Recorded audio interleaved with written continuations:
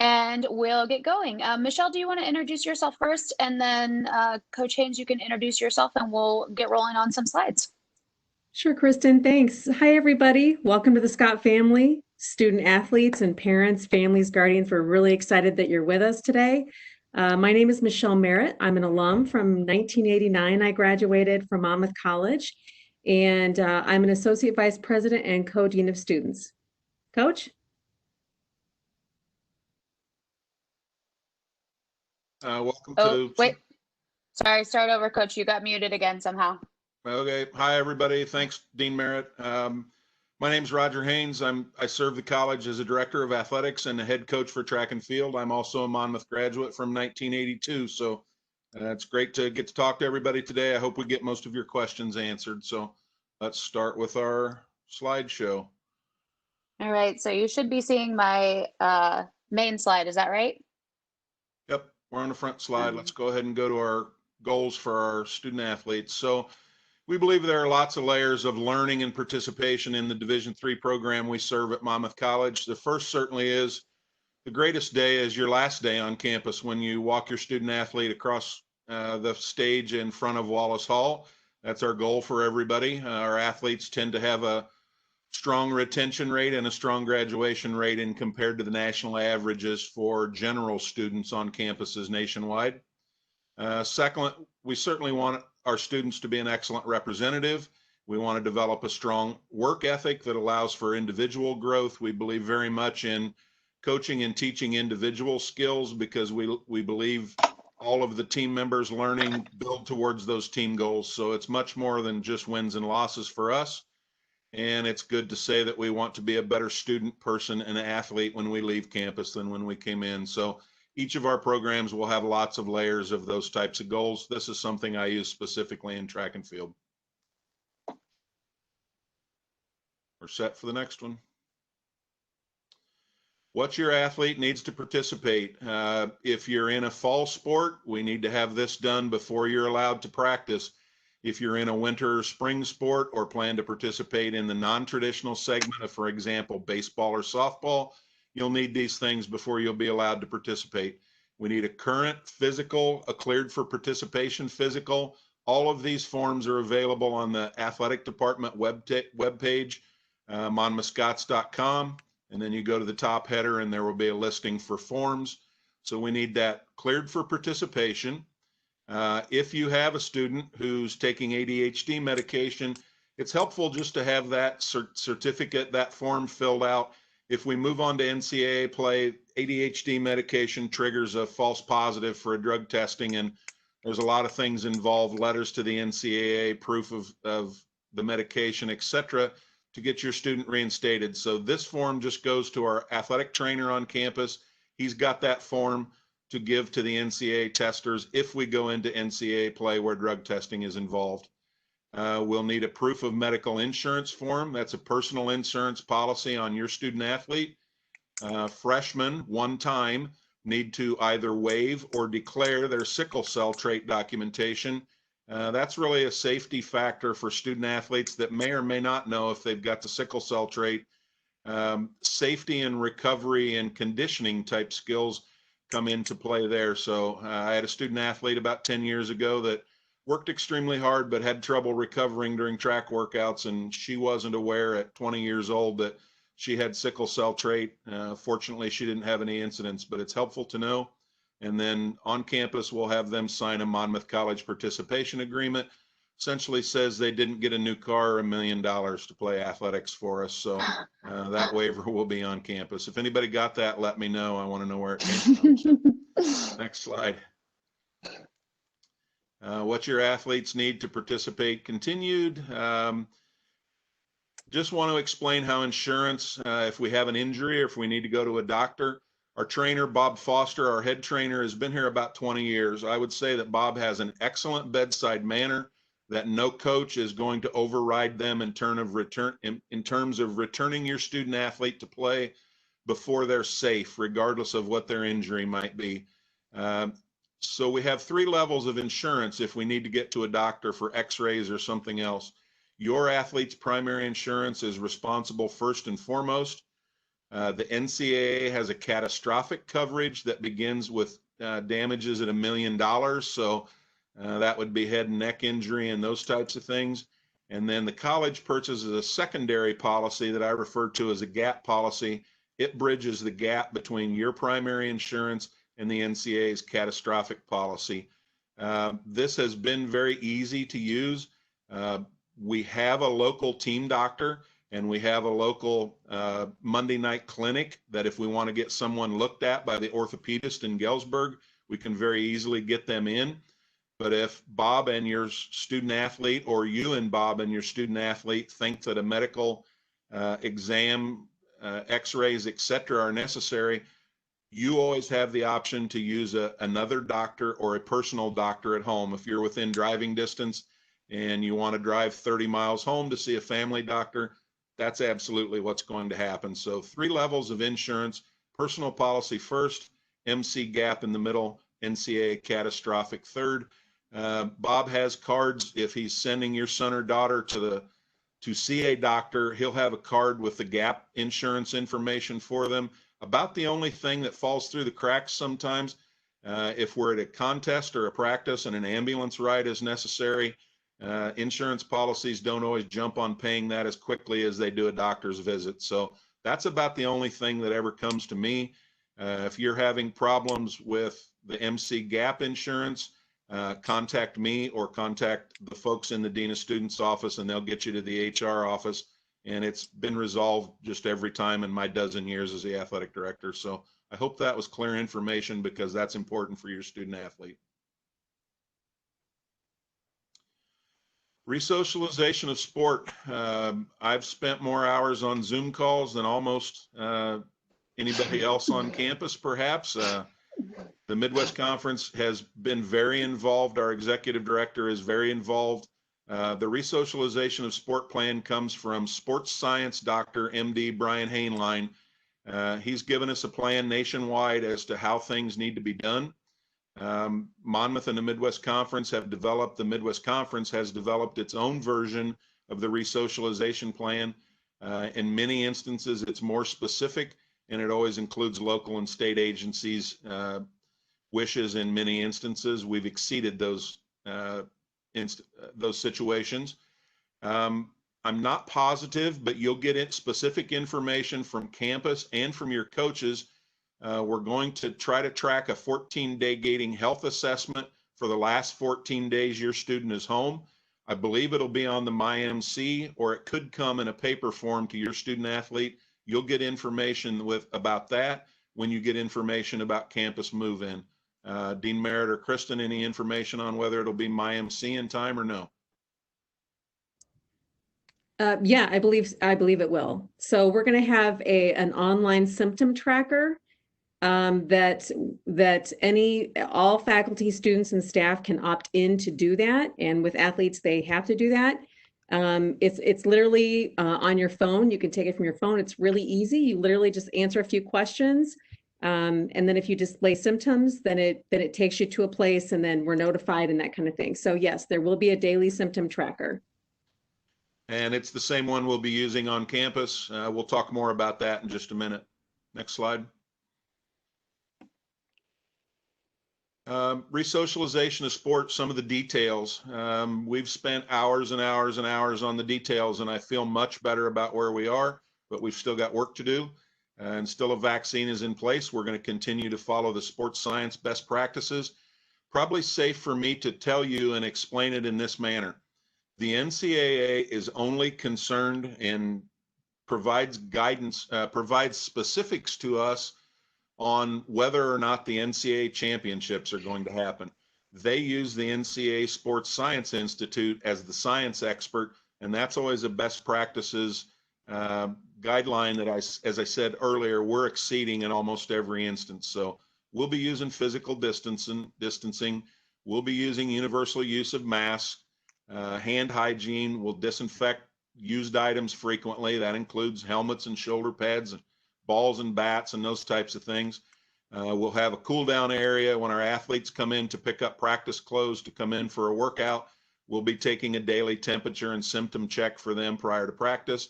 And obviously, if they have felt sick earlier in the day during classes, or if they feel that way when they come in, we'll be returning them to their room and not around the rest of the group. There are 3 essential phases that go into us returning to competition. When your kids return to campus, whether they're working out as a group for a spring sport or whether they're participating in soccer or football or cross country and any of the fall sports, phase 1 allows us to get on campus with limited to no contact in groups of 10 or less. So for 14 days, our kids will be working out, whether it be in the weight room, at the cross country course, on the football field. They'll be working in consistent controlled groups of 10 or less so that it reduces our incident to spread to COVID. When we get through phase 1's 14 days successfully, we'll move into phase 2. That allows us to start moving into groups of 50 or less. So the football team is about the only one that's going to affect, but the full defense could be practicing together, or we could have 25 defensive players and 25 offensive players. Coaches are working very hard right now to work on the groupings in these 3 phases, so we'll be able to track contacts if we have any COVID cases alert. And then in phase 3, the Midwest Conference has phase 3, you can return to play. The Midwest Conference has extended the number of days in phase 3 so that football and soccer, for example, will be able to return to appropriate levels of contact. So they've done that for a safe number of days to be ready to play in a contest. So groups of 10, groups of 50 or less, and then we return to normal play that prepares us for competition. I hope those 3 phases make sense. The resocialization plan is online, available to you on the NCAA website. I think I just missed somebody on a chat there, Oh, perhaps. that's okay. I think those are questions that are being chatted in, and we'll work through them Okay. Once we wrap up the slides. Good. Early move in. I wish and always on this day, we're able to give you specific information. I'll tell you that in Division III, our presidents are the final vote on everything athletic. That includes schedules, and it certainly includes the resocialization of sport plan. Our presidents have got one more vote upcoming. That gives me the ability to count on a calendar and plan the phase 1, phase 2, and phase 3 that we just covered. You'll get that information both from a campus communication very soon and from the head coaches in your sports very soon. We know that fall competition athletes will move in between August 10th and August 15th. And if you have an athlete who plays a winter sport or a spring sport, they'll move in when all the freshmen move in on August 15th.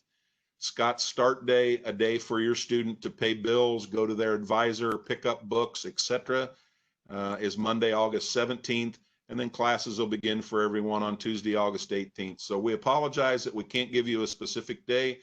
I'm glad that we haven't, because these days have changed 3 or 4 times during the summer.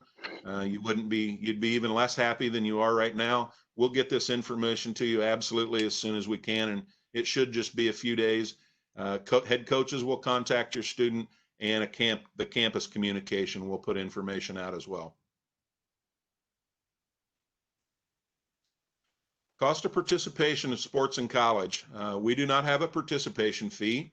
Shoes are one of the items, basically the only item that are a cost to the student and the family. Team packages are available. Most sports will have a discount rate available to your student athlete on shoes. What you need to understand in terms of purchases, you're not going to be buying uniforms and jerseys and those types of things. Simply, it comes down to, if you purchased it, you owned it. If I purchased it, the athletic department owns it. So if your sport suggests a team package, that might be a warm-up shirt or a travel suit that's not responsible for anything going on with the contest. I'm going to buy jerseys and socks and things that go along for competition. If your coach and your athlete decide to buy a travel suit, that's your choice, and you own it if you purchase that. We're hoping that we get back to extended spring break trips again, such as baseball and softball. Students on those spring break trips are charged, your account is billed $500 for the travel. We would pay hotel and meal costs beyond that. So participation costs, pretty limited.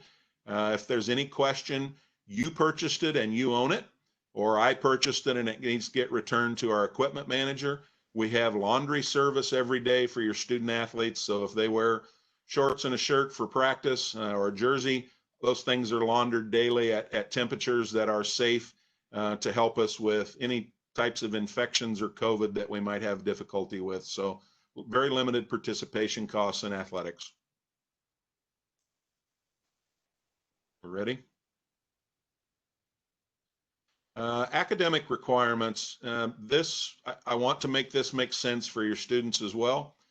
Because NCAA Division III eligibility standards to get in school are normally more than what it is to get a scholarship, NCAA Division III allows us, every Division III school, to set its own academic policies in terms of whether you're eligible to compete or not. At Monmouth College, we've chosen to be in-school eligible. So if your student athlete is in school, they're eligible to participate. However, if they drop down on a low GPA or a low number of credits and go on probation, they are still eligible, but that would be a family and coaching staff and individual student athlete decision. Essentially, what this allows us to do is not sweat someone that misses an eligibility level by 0.01 or 1 credit.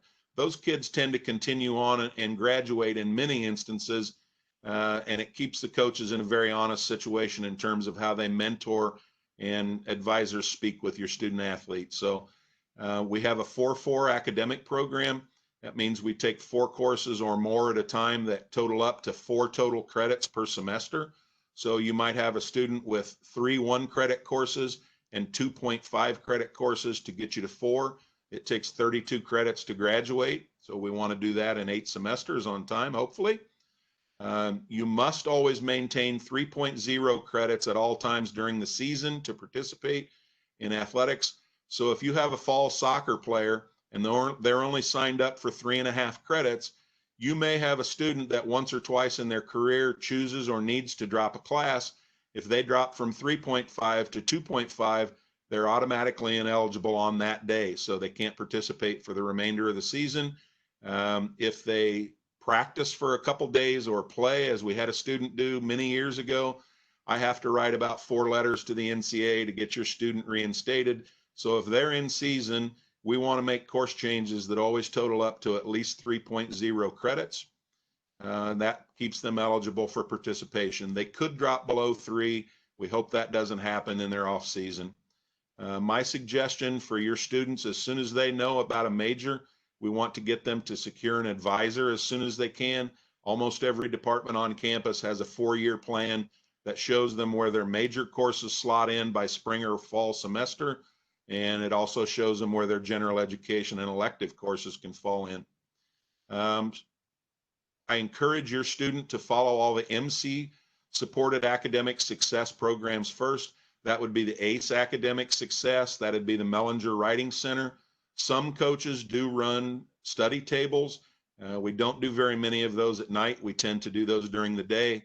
In track and field, I want our students to have our freshmen to submit at least 3 contacts a week. So they may have gone to the writing center. They may have gone to a Spanish tutor. They may have had a meeting with a professor. They may have gone to a study group for a test, all those types of things. The kids who do well do multiple of those contacts per week. So if your student tells you they're in coach's academic support group, that's great, but they need to use all the school-sponsored academic success programs first and foremost. Okay. Concussion protocol, always a concern in terms of what happens, but essentially not what's happened, but how we return your student to play. First and foremost, we have an impact computerized system where we test your student on recall and those types of things. They'd give them a list of numbers and they'd put those back in order. So we pre-test your student prior to competition, prior to any concussion possibilities, so that we can retest them if we think that anything has happened after some sort of head injury. So we've got a symptoms checklist that our trainers would work down with them, and those symptoms are rated. If we've got concern, the athlete's going to be observed overnight by a roommate or a teammate for worsening of conditions, and they would report that immediately to our head trainer. Our trainer, if we have great concerns, someone is always going to travel with your student athlete to the hospital. We'll have daily meeting and exertion tests that would return your student back to pre-level participation levels. If they continue to have symptoms, your athlete, if the symptoms mitigate, and your student starts feeling better, the trainer and the coach don't return your student back to participation. They would go see a local doctor or your doctor at home to be checked for symptoms. The trainer would work them back through an appropriate level to return them to full participation. So they would do things, they might jog and sprint in the Huff Center to raise their blood pressure. If that returns the headache and the blurred vision, we know they're not ready to return to play. If they start doing some more simple contact things and their symptoms are dissipating, then we know the doctor is ready to return them to play and the trainers will return them. We've had very good success with this. The impact testing is a really nice backup for symptomatic testing by our trainers. So we feel good. This exceeds the NCAA protocol as well. We feel good about what we've been doing with concussions for many years. What to expect for your students. They're going to get one mandatory day off in 7 from practice, so they'll get a day away from their coaches. I really like how our coaches do this. Many of our teams actually use Sunday for a video or a long run day, and they get a day off during the week. So our football team tends to take Monday off, so they've got a day to just be a student, work with meetings with professors. The coaches meet and get their things organized for the remainder of the week. What you should be most interested in is we do have an excused absence policy on campus. That means that if your student is traveling for a varsity only contest, we can't miss class for any junior varsity contests, that those are approved in advance by our faculty senate. I have an agreement with them that we will not miss more than 10% of one course. So if your class missed 3 days a week, that means we won't miss 4 or more classes. The coach sends out a 48-hour notification to the professors in terms of who's leaving 2 p.m. on Friday for a contest, and your student should always follow up 48 hours in advance that they're going to make an overnight trip and travel with our students. We won't be having overnight trips this fall at this time, so this won't happen hardly at all in the fall unless we're driving for a same-day competition somewhere. And we flip those. So if we're playing a midweek soccer game, they alternate weeks between Tuesday and Wednesday so that you wouldn't miss the same class 2 weeks in a row. And another issue that you're going to have to deal with your first-time college freshman, meals close at 7 p.m. You can rest assured coaches will get them out in time to get them to hot meals. That doesn't mean your student isn't going to start drifting off and trying to go to Taco Bell or order too many pizzas. So you'll need to keep track of that. If you have any concerns about what's going on with the food service, notify your head coach first and then notify me so I can talk to our folks. Much like our athletic trainer, we've had the same chef and cooks for many years on campus. He works tremendously well with our coaches for pregame and evening meals as far as I'm concerned. So contact us if we have any meal or academic issues. All right. Thank you so much, Roger. All right, we packed a lot of information into that session, but we know that you will have questions as well. So we are going to turn it over to a Q&A at this time. I see a couple questions in the chat that I will start with, but if you have questions, now's the time to go ahead and submit them.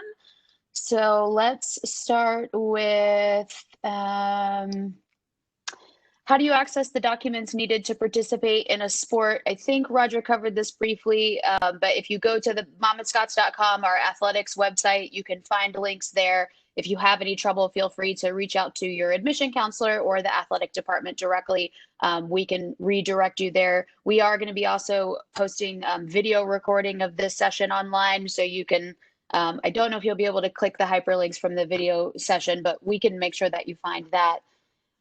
If athletes go home, if they're allowed to go home and come back to campus, this is a good question. When they return, can they still attend practice and meets, or how do they follow another plan for that? So I think what we're talking about is a student who maybe tries to stay as antisocial as possible for 14 days before they come to campus for the first time in the fall. They go through the phased protocol that you outlined, Coach. but then a month into the semester, they want to go home and come back for something. What's the procedure for that? I can answer half of that positively and some of it out of confidence, but we need to talk further about that. At the conference level, we've already talked specifically, if we have an athlete who goes, we will not be sending our basketball teams, for example, home at Thanksgiving.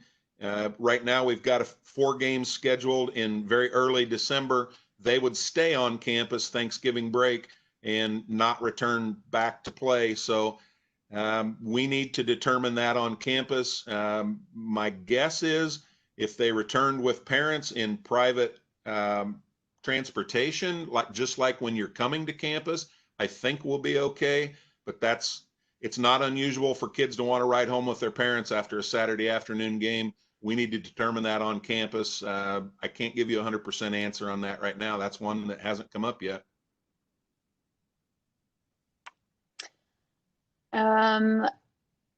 How many days or weeks are each phase, or is it dependent on the number of cases? So I'm actually gonna, I think, go back to slide. We can bring that phased slide up again, Coach, and then if you just want to kind of reiterate some of this.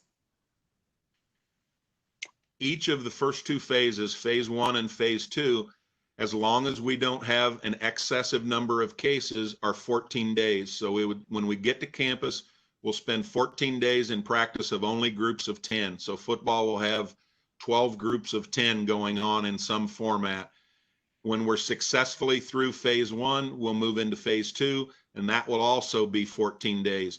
Could we get into phase 2 and have some sort of an outbreak that's too large and we have to move back to phase 1? We absolutely could do that. So phase 1 and phase 2 are 14 days. Phase 3 returns us to competition practice, for lack of a better term. And cross country, which is a low incident contact sport, they can compete the second day in phase 3. I believe soccer and volleyball are 4 days at least into phase 3. And I believe football is 6 or more days in phase 3. But phase 1 and phase 2 are 14 days regardless. We could always return to a previous phase, and it would be the same number of days, I believe. So could we play 4 games in a sport and have to return to phase 2 and not play some contests and have to reschedule or lose those games? We could, and that's what we would do. I think the phased plan is very similar to phased plans that you're seeing at the state level, at least in the state of Illinois. We're referring to them as phases. I know every state looks a little different. So obviously the goal is to graduate successively from one phase until the final phase and then live there happily ever after. But backsliding in and out of different phases is also a possibility. It's going to be one of those situations where we're just assessing on a very regular basis. Another question about, is there a date that we are supposed to find out an exact move-in day? I would say based on, and Michelle and Roger, let me know what you think. We're very hopeful that we can communicate that within the next 10 days to 2 weeks. Again, it may be sooner than that, right? We're waiting on some final decisions from the Midwest Conference. And then as Coach Haynes indicated, he's got to do some counting on a calendar. So it could be as soon as, a week from now, more likely probably within 10 days or 2 weeks, but we won't tell you the day before. We understand that people need to make plans and potentially take off work, and that if you're driving from out of state, it may be quite a process. So we really appreciate your patience. Again, we wish we could tell you today, but okay, question about the symptom tracker. When will we have access to the daily symptom tracker? Will we fill it out every day starting 14 days before arriving on campus? And then I have another directly related question that I'm going to include as well. Do we need to self-quarantine for 14 days before move-in? We hope that you'll have the symptom tracker in advance of 14 days of your return. So if you return on August 15th, we would hope that you had 14 days of symptom tracking. It will be much safer if you self-quarantine for those 14 days and limit your contact as little as possible other than family members. That would be highly encouraged. Yeah, so we hope that we will give you a date, and we will hope that you will fill out that self-tracker 14 days in advance of your arrival. That will be very helpful for us.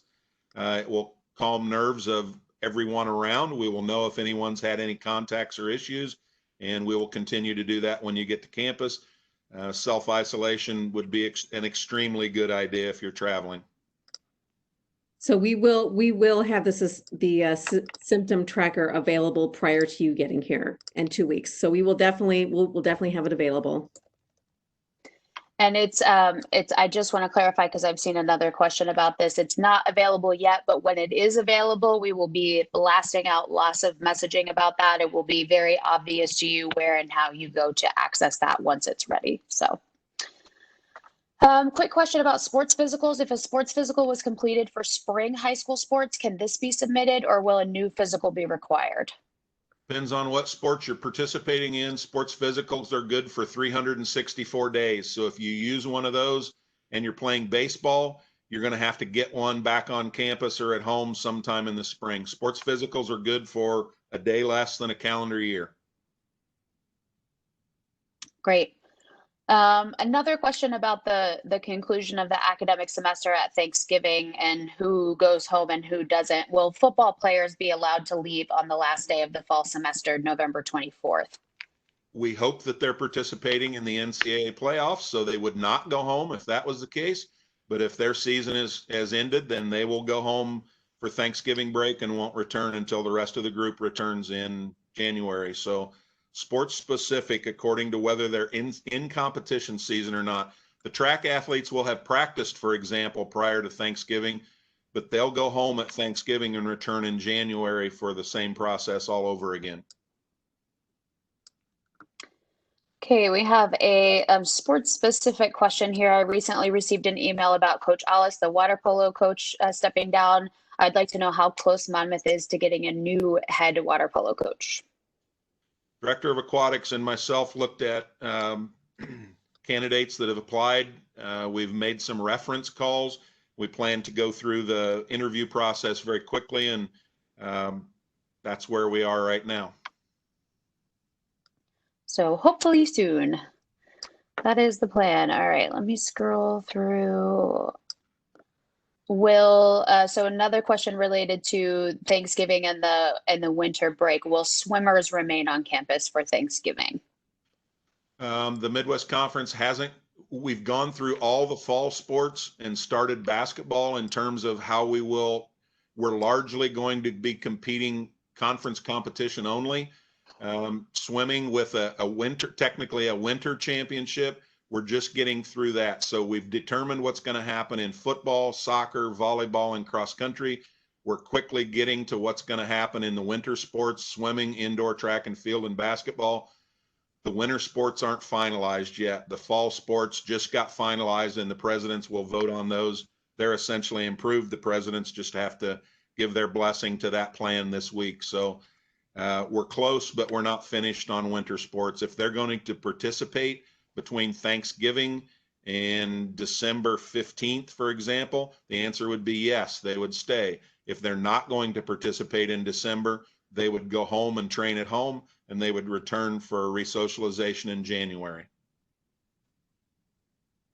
I think it's a little, the complicated thing about athletics is that every sport is so different in terms of how many participants, in terms of what participation looks like, the number of games, where they travel. And so I think, correct me if I'm wrong, Coach, but I would say that the head coach is going to be the best resource for kind of detailed and specific information once we have it on kind of the plans sport by sport, knowing that a lot is still in flux. Head coaches wanted to start talking to your students and sending them move-in dates in June. Things change about every 3 days with this, just like in the news.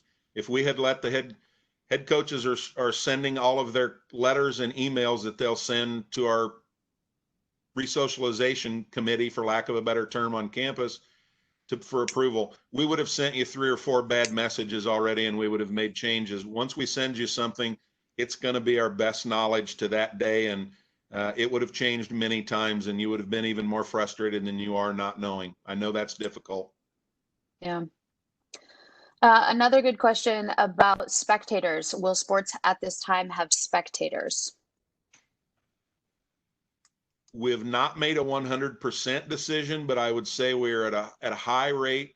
I've looked at all of our outdoor facilities for the fall and indoor. I spoke with our main heating HVAC guy on campus. He convinced me that we are very capable in a volleyball gym of recirculating 100% of the air. If it were winter, it would be costing us a lot of money to heat, but in the fall, we don't care. So we feel very safe about that sport. Our plan right now, for lack of a better term, in the football stadium and the soccer fields is to have a checkerboard pattern where we would seat at about a 30 or 40%. If you've been to our football stadium, we have a lot of grass areas around the seating.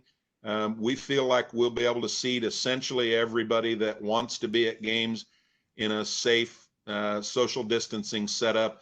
The stands won't be full. I'll have a checkerboard type pattern set up. You'll be able to set in basically family groups and be isolated from those near you. That's our plan right now. So you're just going to have to holler a little louder. Yes. So, a specific question about football and when we anticipate the first game will be scheduled for football. Late September. Great. Do international students need to get a US physical, or is an English version of the physical okay? Is there a form available for a foreign doctor to fill in? We will accept any form that's signed by an MD. We prefer our form that's online, but if you've used a high school form, or we just need a doctor's signature with a clear date and cleared for participation. So we would certainly accept a foreign form from an MD as long as it's signed and clearly specifies cleared for full participation. Great. I see one more question at this time, which is great because I think we're right about 40 minutes here. So I'm going to pitch this question and then we will wrap up. It's a good one. Are the people traveling with the student required to do the symptom tracker as well? So I think we're talking about family members that would be driving to campus with the student to help move them in. We're not requiring that. I think it's common sense to not come if you've been at all symptomatic and you're concerned. I know we're going to want to limit the amount of time we're going. I can tell you that we've got a clear plan organized to not bring everybody in one day. One team will come in so that it's limited parents and students in the dorms. Our guy that's in charge of housing for us is working very hard on where people are coming from and how many students are coming in according to roster sizes. Essentially, I can tell you football will come in on one day because of their large numbers. Fall student athletes will come in yet another day. Freshmen will come in another day, and then returning upperclassmen have 2 days to move in. So we're not going to want parents to stay on campus for long periods of time, but we're trying to limit the number of people that will be in hallways helping move your student in and out. And then when they're moved in, we're going to ask you to return home so that we've got people on campus.